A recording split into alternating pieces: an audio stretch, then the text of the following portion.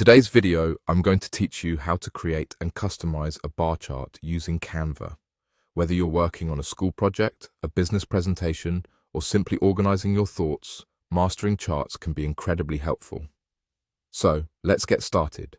We'll begin by opening Canva on your computer or mobile device. Once you're in, look for the Elements section in the left-hand toolbar.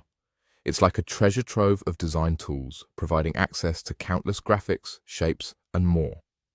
Scroll down the list of elements, and as you go, you'll eventually come across an option labeled Charts. This is the tool that will help us create our bar chart today. Now you'll have the freedom to choose the style of chart that you prefer. Canva offers a variety of options, so take your time to browse through them. Once you find a chart type that suits your needs, simply click on it to add it to your design space. Successfully adding the chart will bring up something that includes sample data, but don't worry about that just yet. We're going to replace it with our own data. First, you need to clear out the sample data that came with the chart. Look for an option that says Clear Data, and with just a click, it will wipe the existing information clean. Now, we can start to fill it with our own numbers and labels. I have my sample data ready, and the first step to getting it into Canva is to copy it. You might have your data in a spreadsheet, a text file, or even handwritten notes. But whatever it is, once you've highlighted and copied it, head back to Canva. In Canva's chart view, locate the first cell where you'd like your data to start. Right-click on it to bring up the Options menu, then hit Paste.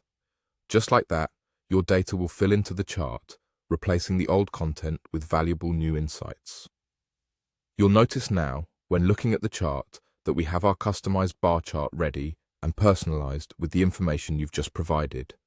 If you take a closer look at the data table below your chart, you'll see headings above each column represented by letters and numbers. Letters like A, B, C denote columns intended for textual information, whereas 123 indicates numerical data columns. This labeling helps you manage your inputs efficiently. Now that you have your data set up in the bar chart, feel free to explore other aspects of this chart feature. Adjust colors, experiment with the grid lines, and play with the design elements until it matches your vision. Canva is a robust platform with numerous customization options, so have fun testing out what works best for your project. And there you have it. With these steps, you can easily create a personalized bar chart in Canva that looks professional and fits your needs perfectly. Thanks for watching, and see you in the next video.